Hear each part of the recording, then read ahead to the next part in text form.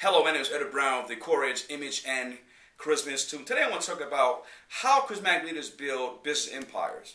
How they take nothing but pure imagination, pure tenacity, pure discipline, and create something bigger than life.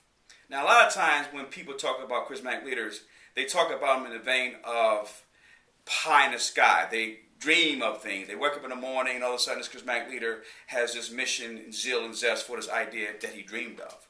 Not necessarily always the case. As a matter of fact, the charismatic leadership model is important to you because many times you don't have the money, the connections, or the education to do the things you want to do. To build a small business to an empire, or to a small business to a behemoth, or a small business to a multinational, you have to use your other resources that are non-tangible or that you can't touch to bring that to reality. So when I talk about, for example, the visionary aspect of charismatic leaders, how do they create visions?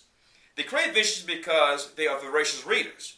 They're students of human nature, sociology, psychology, history, philosophy, religion. They look at these dynamics and say, where are the gaps? Where are the voids? And so by being a voracious reader and seeing separate and disparate ideas out there, you start connecting these ideas and say, here's the gap, here's what I think I can do. And then you put your whole zeal and zest and your emotions behind it. That's the crusade missionary aspect of how they become who they become and how they build organizations.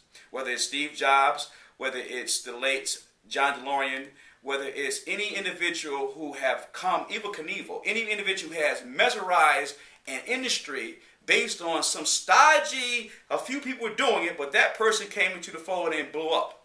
That's the charismatic personality. So whatever you're doing, whether you are a writer, whether you are a musician, or you just an individual striving to find that interest that you have that you want to build on, you can learn a lot from charismatic leaders in terms of how they take a small seed and create a behemoth behind that one seed.